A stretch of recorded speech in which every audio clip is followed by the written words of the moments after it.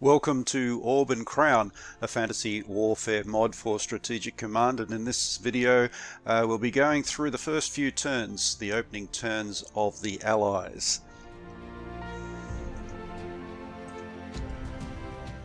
So in the playthrough section I'll talk about the what it is to play the Allies, who the 5 countries are, the victory conditions that they have, their locations, and a brief overview of each one, including the most important minor allegiance or allies that they have and the diplomacy that they can use. The opening turns will look at the units and the moves, the cautions and the tips for each country, decisions that they have to make, and future planning. As I say, it's only the first 5 turns, and 3 of the 5 allied countries are not yet mobilized, so they can't do anything other than research and moving units. Okay, let's flip over and have a look at what's going on. I've played the first turn in hot seat mode for the adversaries, and now it is up to us to have a look at what this nasty adversary player has done to us, because we really are on the back foot to start off with. As the Allies, we have problems. We are being attacked by a massive, ancient and huge red dragon and his army of mercenaries, and of course they show no mercy whatsoever. They attack Angnord, as we will see in a moment, and meanwhile down in the south, in the more desert regions, the Golden Khanate is attacking the ancient lands, and we'll see that as well. Okay, so the replay, it goes as follows. This is a fairly standard kind of attack. That is Draka, the ancient red dragon. His breath is of course fearsome and devastating. So the army that he commands is trying to take over the Angnord, which is this region of the world map, because he has with him somebody who claims to be the heir to the throne. And so he needs to capture Water's Bend, this city over here, which is the capital of the Angnord. Down in the south, the Golden Khanate with its cavalry is attacking into the fortified area of the ancient lands. Now you can see there's a lot of desert there, so taking over that area is quite difficult. Alright, so we lost an infantry unit and a militia unit, which is kind of like the garrisons in War in Europe. So 2, 1 at each spot. Alright, the War of the Mithril Scepter has started. That is the attack of Draka upon Angnord, and a number of settlements have been taken in this opening turn of the adversaries. Alright, so the first thing that pops up on the screen is some start information. For the Angnord, it tells you that Prince Ahmed is going to come under a lot of pressure from the attack of the Dread Worm, and he will be getting supplies from arms smugglers to the tune of about 50 gold pieces for 10 turns. The Ancients, meanwhile, are going to be attacked by the Golden Khanate. We already know that, and we need to look to the allegiance, the small miners of Shinwa and Sinai for assistance. Arctio is the North Pole, and we'll have a look at that in a moment, but Angnord is able to, if it can get the right research and the right units, can get an explorer up to there, to the North Pole. It's a tough journey, and get the resources from the North Pole. It comes in quite handy, but there's a long way to go before we get there. And Angford, if it's going to resist Mermont, which will attack it at some point with gunpowder, it needs to start the research reasonably quickly. Down the bottom we've got the coats of arms or insignia or symbols of the main countries. Angford and Angnord are pretty much a combined unit, so to speak, and so they only have one of those symbols. Alright, so this is what we're looking at here, and now I'm going to scroll out so that you can see the actual strategic map of where everything is. So this blue area here of Angford and Angnord is the main allied area. These are the strongest of the allied countries. Over here we have Malkan, who is not yet mobilized but will become an ally at some point. The Ancient Lands are an activated allied country, so Ang Nord and the Ancient Lands are the only ones that are currently active, and the Tribal League over here is not yet active either, but will become an ally. Okay, up the top here we've got Arctio. We're not even going to worry about that yet. That is too far into the future. But you might want to, if you're playing this for the long term, think about whether you do want to get an explorer up to Arctio. That's covered in the manual, how to actually do it. Alright, so for this opening turn, I'm going to go back down and have a look at what's happened here. We saw the replay, and we can see that the armies of the Dread Worm have spread across Ang Nord very, very quickly. We are not going to be able to stop him with what we have here. We basically have to give up holding Water's Bend. We can certainly delay him. We have a certain amount of resources at our disposal at the moment, but not very much. So I'm going to take Prince Amund, who is the heir to the throne of Angford and the ruler of Ang Nord, and I'm going to move him out down here, and I'm going to move this force this veteran unit here that's currently in Donsborough, and I'm going to send them up into Water's Bend to hold the capital for as long as possible. I'm going to reinforce these guys, the veterans who are already in Water's Bend, up to their full complement. They're not going to be able to hold that long against this force that's against them. We're going to have to try and raise an army to defend what we can and hopefully hold out for long enough to get some allies on our side. I'm also going to reinforce these guys up here in Goodrich. The rest of them, look, sadly, we have to leave them to their fate. Now, the only decision that I have to make here that is an important one in terms of the future of the game is what to do with Ang Nord's navy. So we've got two warships, one sitting in Donsborough and one sitting in the harbour at Goodrich. Now, what to do with them? Well, there's a couple of things. You can send them out to the east and go right around the coastline and join the navy of Angford. That's a long trip. Or you can hide them somewhere and bring them back later when the coast is clear. Because this whole area here, this Mittelheim area, is Viking territory. So the long ships that will come out of Borg and out of Trondheim here will cause problems. This navy is not good enough at the moment to deal with them. So what I'm going to do is I'm going to move the map out a bit, and I'm going to get them to go right over here, and I'm going to go right around the continents to join with King Amist's navy, King Amist being the father of Prince Amund. Join their navies together and perhaps they will be a strong force. I'm not going to worry about moving any of Angford's forces at the moment. They are not active. And if we go down to the Ancient Lands here, well, I need to do something about the fact that I'm being attacked here. So I'm going to move this into here, move these guys out of danger. They are the equivalent of strategic bombers, but they are large creatures like giant eagles and the like, rocks that can cause a lot of damage, but at the moment are very vulnerable there. Going to move these guys up here, and these are all dwarves of Brawn Anvil, so they are normally in this area here, mining for the copper and minerals and so forth that are in this mountain range, but of course they can be called on to help the ancients in times of trouble.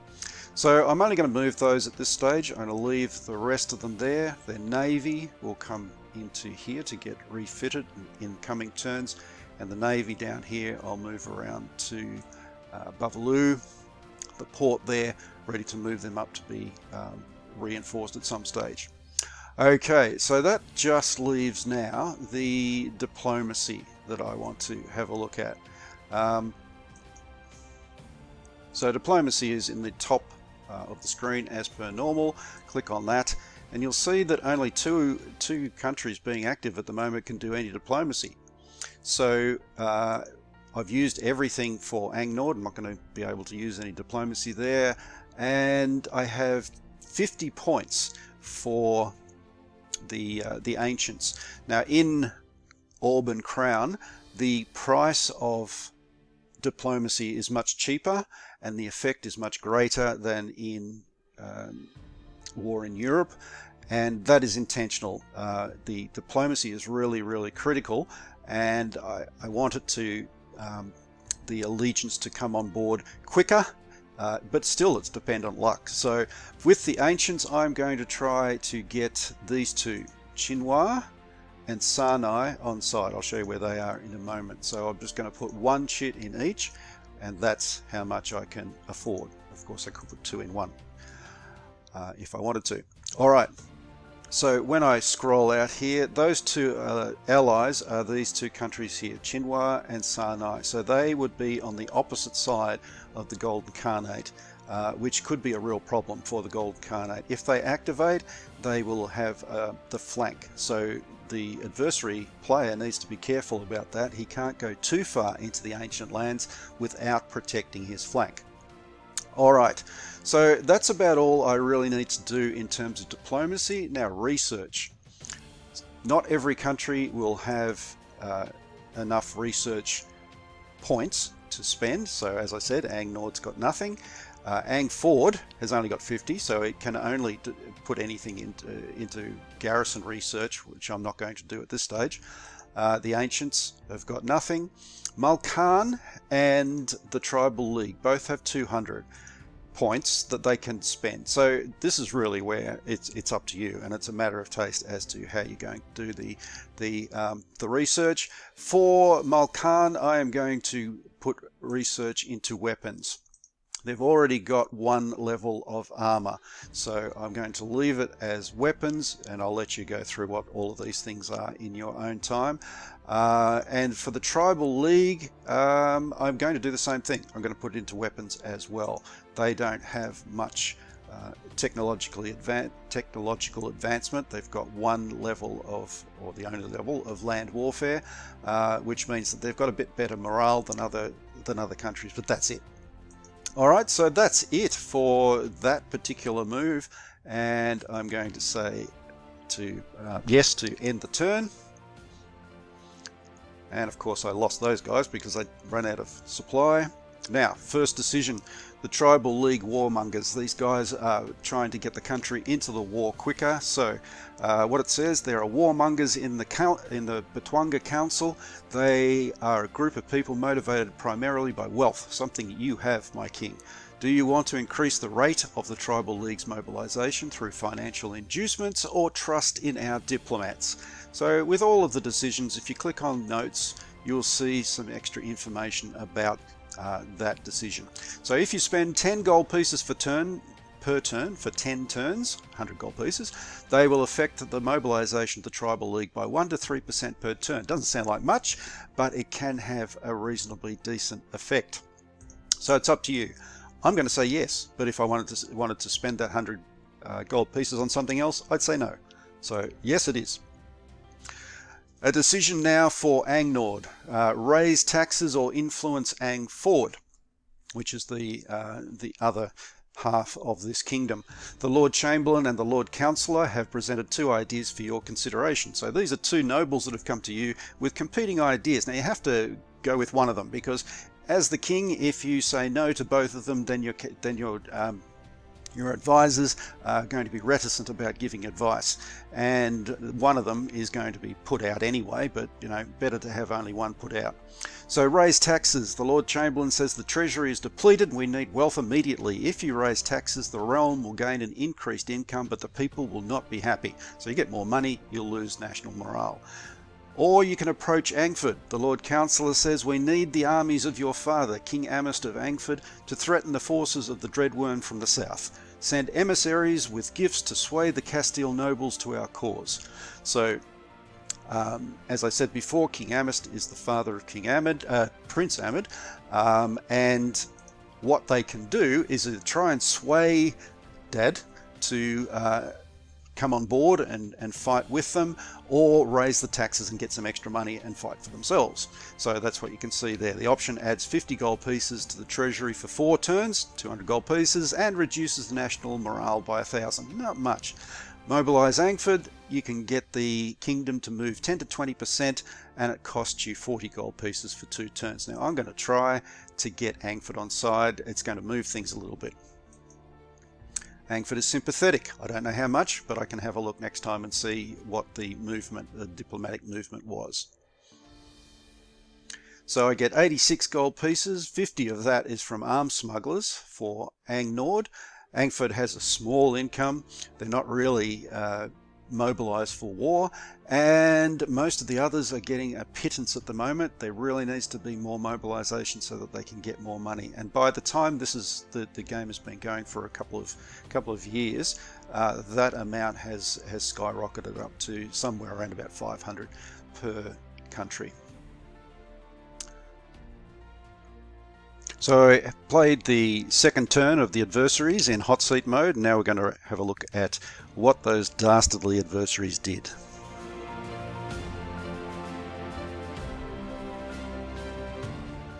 Draka's army continues to mobilize through Angnord.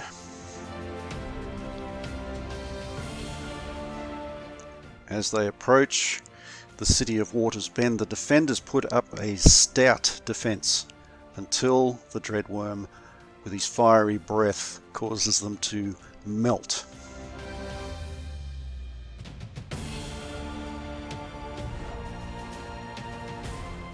However, they are not able to get to the castle, and the defenders have fortified themselves inside there. In the south, the Golden Khanate has expanded, and you would have seen right at the end of that replay there that Princess Crystalis, the sister of Prince Amund of Angnord, has joined her brother and offered him some extra reinforcements that he can use against the Dreadworm or to defend against Mittelheim in the east.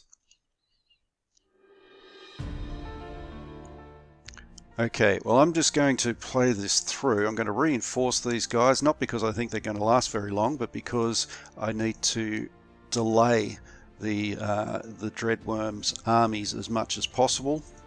I'm going to reinforce the army of Crystalis, firstly her, and then her forces later in the game. Alright, I can move some of her units. We've got dwarves, her bodyguard, we have her elite knights, we have the guards of Guildford, the veterans of Guildford,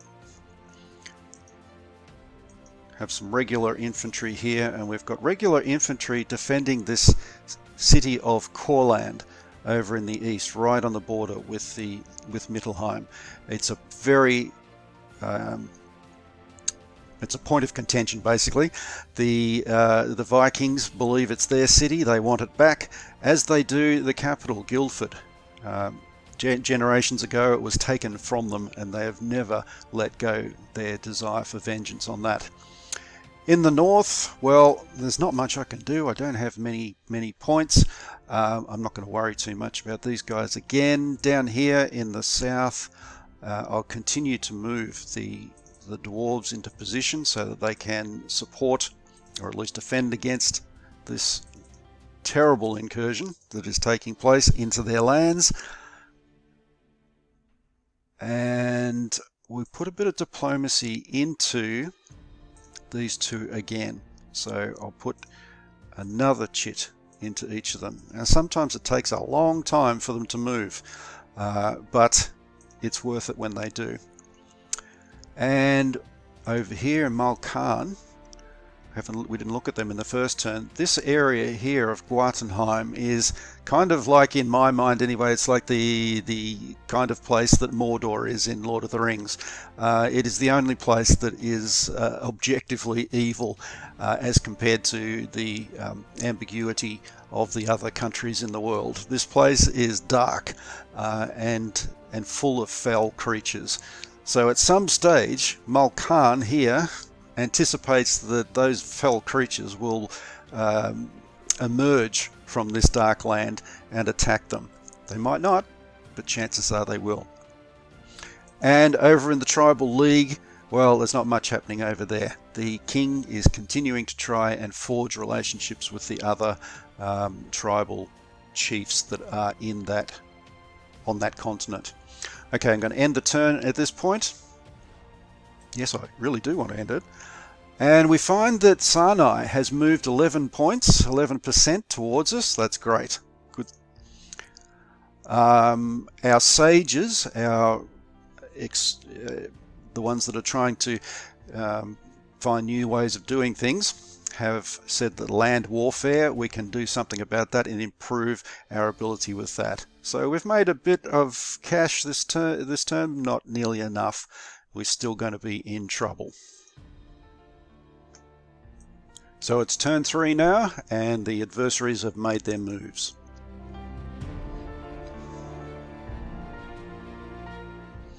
The defenders of Xandar's Keep hold out for at least another turn. Their stores are getting low, of course. And the armies of the Dreadworm have attacked the castle of Water's Bend.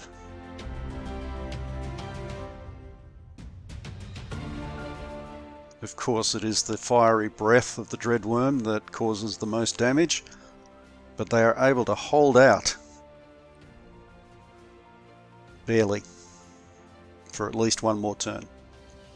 In the south, the Golden Carnate continues to move. Alright, well, these guys are finished. The choice is whether to put a few more points into them to reinforce them. Debatable whether it's worth doing. I'm going to instead put my gold pieces into the army of Crystallis and try to get them up to speed or up to strength as quickly as possible. You can see that I've used all of my gold just getting them to that point there. Now the good thing about Crystallis joining is that her gold pieces are useful, of course, and if there's a big threat to this area, to Donsborough is what I'm trying to say, these mines here will start production, and the whole country will go into a greater war footing, basically. Alright, Angford, no, still the king is very complacent about what's going on. He knows about this attack, but has not done anything about it as yet. There's a reason for that, which is a narrative reason. I won't go into it here, but as far as the game is concerned, he's just not moving much at all. We can have a bit of a look at how his diplomacy went, because we did put a bit of we tried to sway him a bit, and you can see he's up to 42% now, so he's moved a bit but not a lot. Alright, down here to the ancient lands, we've got 343 gold pieces. So at this stage I'm going to put some of that, I'm going to put 200 into research, and I'm going to put it into armor, because for the longest time I am going to be trying to defend this land. I will not be strong enough to try to liberate it completely, but I'll definitely be trying to hold it. So armor, and the dwarves that are moving up now, they can continue to move, force marching them as much as possible. I'll move these guys down here because this country, Imhotep, is a likely ally of the Golden Carnate. So they are sitting on, as I hover over their hexes, 32%. So they are also moving towards mobilization. Mulcan, I'm just going to leave them for now, and same with the Tribal League. Okay, so we'll end the turn at this point. And what decisions are we going to get? Righto, so Angnord can recall veterans or influence Beegwulf, which is the elves of Beegwulf, the forest to the west and south of Angnord. So the Lord Commander and the Lord Councillor have presented two ideas for your consideration. Recall the veterans. We need to raise an army urgently. We can recall our veterans from their farms for less than the cost of raising a new unit, or we can approach Beegwulf. We could use the Beegwulf elves to threaten the forces excuse me, of the Dreadworm from his flank.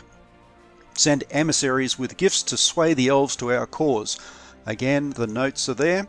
Basically, we'll get a 1 experienced veteran unit for the cost of 200 gold pieces over 4 turns, or we can move Beegwulf 10 to 20% for 60 gold pieces.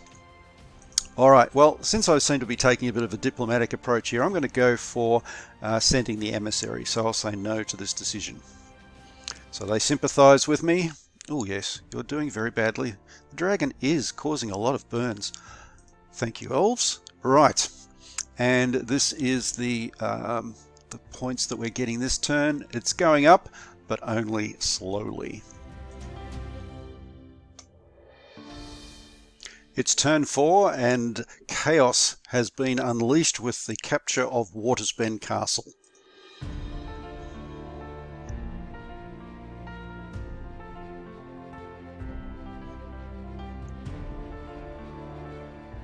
The Dreadworm turns his attention to the garrison at Goodrich.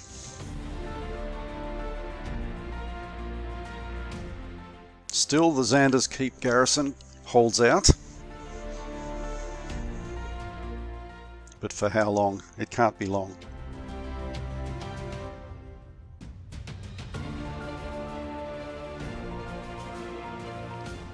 With the fall of Watersbend, a number of things have taken place. We lost those veterans in the castle. The castle has been captured. Angnord has moved its throne to Donsborough, so the prince has moved his throne. Beegwulf, the elves, are concerned by the fall of Watersbend, as are the giants of Maelstrom. Storm giants have joined the cause. Angford is angered, so finally the king is getting a little bit emotional about what's going on with his son, and this decision of the adversaries indicates that they have built have built a tunnel through from Guartenheim towards this area here of Guildford. So they will now be able to move their armies if they so choose, and because they've built it, you'd imagine they are, will come through here. They will get the goblins of Buyaron onto their side, and they might be able to come down and threaten Guildford from the south. And now if they team up with the Vikings coming from the east, Guildford will be in a bit of trouble. But that's not going to happen right now because the Vikings are sitting on 73% mobilization. They need to get to 90 and then 100 to mobilize as per normal. All right, I'm going to continue to build up these forces here, try and get these leaders up to where they can actually have some sort of effect, and that's about all we can do. I'm going to reinforce the garrison at Goodrich. Can't do anything with those poor guys there in the keep. Going back down to the ancients here, well, the choice is I've got 235 gold pieces. I could either spend it on some research or reinforce. Now at the moment I think research is more important, so I'm going to put some money into magic. No, I can't. 235, I need 250. In that case, I'm not going to waste a turn. I'm going to go straight for weapons. I'm just going to look over here at Mulcairn. They've got 270 there. They can go magic, and I think I will. Magic is quite useful if you can build up a unit of specialists, which are like your high-level magic users, your high-level clerics, your necromancers and so forth, that can use magic. They can affect not only themselves, their own unit, but also the units of veterans as well, to demoralize the enemy and increase the morale of units who have magic users in them. Alright, that's about it for this turn. Normally there would actually be more that I would do, but because I want to get on to looking at this last turn 5, I'll leave those things out. Alright, so the choice is King Amist considers giving support to Prince Amund. Oh, that's very big of you, Dad. Sir Martin of Shrewsbury stands before King Amist of Angford. So this is an emissary that's come from the prince, pleading for assistance on behalf of the king's son, Prince Amund of Angnord. So far, Angnord has only been assisted by armed smugglers who have brought in weapons and armour to help us, but now we are in dire need of your majesty's benevolence. My lord begs you to send aid from your treasury to help us defend your eastern lands. They are. Angnord and Guildford defend the realm against the Vikings of the East. Will you send much needed funds to Angnord or keep your treasury filled? And as the notes say, 50 gold pieces will go from Angford to Angnord if you say yes, for 10 turns. So that's equivalent to 500 gold pieces, not a small amount. Or you can say no, there won't be any transfer of gold, but people will be a little bit upset about that, and so national morale will drop by 1,000 points. I'm going to do the benevolent thing, and I'm going to say yes. Yes, my son needs help. Send him some cash. Because, you know, throw cash at stuff and it fixes it. Right, so the nobles of Donsborough have mobilized as well. Now we get a couple of units that can reinforce us. They're pretty good units too. The militia mobilizers, they're not so good, but they're useful as cannon fodder. Shouldn't say that about them, they're human too. Sages report a discovery, weapons development, 20 to 43%. Nice, 23% increase. Very good. And we've got money, so the 50 gold pieces from Angford. However, Angford itself has lost the 50 gold pieces. So yeah, it's a bit of a sacrifice for them, and hopefully they won't get attacked for a little while yet. Alright, that's it for that turn. So I clicked the wrong button and we won't get to see the replay, but the Goodrich infantry have been destroyed, as have the Xander Keep garrisons. So both of those garrisons have fallen, and the Dreadworm is now in control of most of Angnord. Only this holdout region here of Donsborough, where the throne has been moved, is continuing to hold out. Now, because it's the last turn, and because this video has already gone for probably too long, I'm going to move the giants out of Maelstrom. Now you can see that the cost of moving things by transport is much more expensive than in strategic command war in Europe. That is, of course, intentional, because I wanted to make sure that it would really be something that needed to be factored in, especially with large-scale invasions. They're so expensive that you have to be really properly prepared for them. It still doesn't seem to stop them from happening, which is great, but yeah, they're quite expensive. Anyway, getting these giants from Maelstrom down to Angnord will be quite easy, because I know that Mittelheim is not yet mobilized, so its ships, even if they're out at sea, will not be able to stop the giants from coming in. I just need somewhere for them to actually go. So I'll move these guys over into the forest, and I'll just zoom out so it's a bit easier to see. I will move them down by full sail and get down to the port of Donsborough and land the giants. They also have huge sharks, intelligent sharks, that they can use to attack from under the water, plus aquatic creatures that they can also use to cause all sorts of damage to ships and so forth. So I'll move those down as well. Alright, so that's all I'm going to do with Angnord at this point. Go down and click on the symbols on the left hand side of the screen. I find that's the easiest way to make sure that I've covered everything, at least on a first pass. I'll have a look at what's going on here, and at this stage all I can see is that this port down here has been taken, the fort outside the port is not yet fallen. So I will reinforce them, because a fort actually is pretty difficult to take, which you'd hope it would be. I'll move these dwarves into here to guard the approaches from the south to the ancient lands. Alright, so for the last time I'll end the turn and we'll see what options, if any, there are. Okay, so Ang Nord again, complete warship or influence the dwarves. So the Lord Admiral and the Lord Councillor present ideas. The first one is to complete a warship called the War Spite. Yeah, I know there's a real one in history. And it will arrive at Donsborough and be ready to go. It's basically going to be completed quickly. It's been on the been in the shipyards up until this point. The other option is to influence the Dwarf Kingdom, to get them to come on side quicker.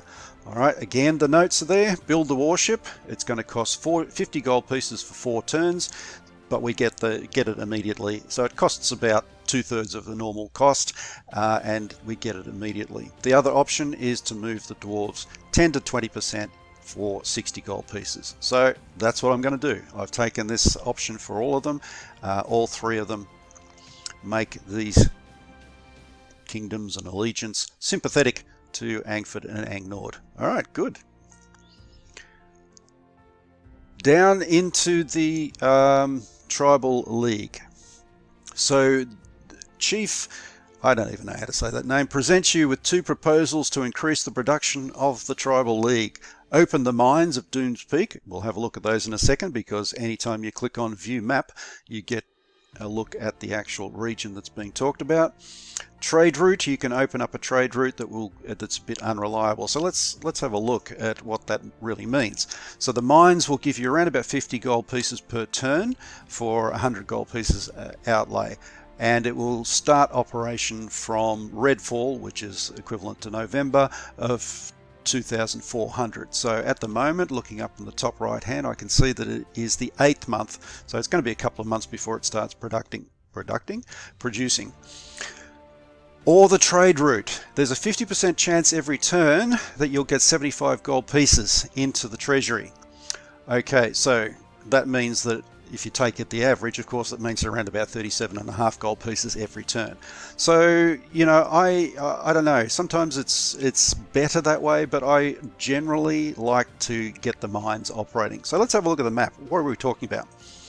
So we go down here. You can see when you click on the Doom Peak mines are here in the Tribal League. Now, the other reason why I tend to say yes to this option is because from here, once that town is up and running, it provides a very useful jumping point for an invasion of Maru. So coming through the hills and mountains here to the capital is quite easy. Without that, it becomes a little bit more difficult and you have to provide supply. So I am going to say yes to that, and the mines will start. Now, these guys, the Buyaran goblins, have joined Guatenheim, so now there is a route through to Guildford. We have had more success with Chinois, going another 13% in our favour. Armour development for the ancient lands has gone up by 18% from 12 to 30. And that's it. And we get that much coin there. Alright, so that's where I'm just going to leave it for now. This has been a very long, I think, video, so I hope it hasn't been too arduous for you. And thank you for watching, and good luck, have fun, and I'll see you next time.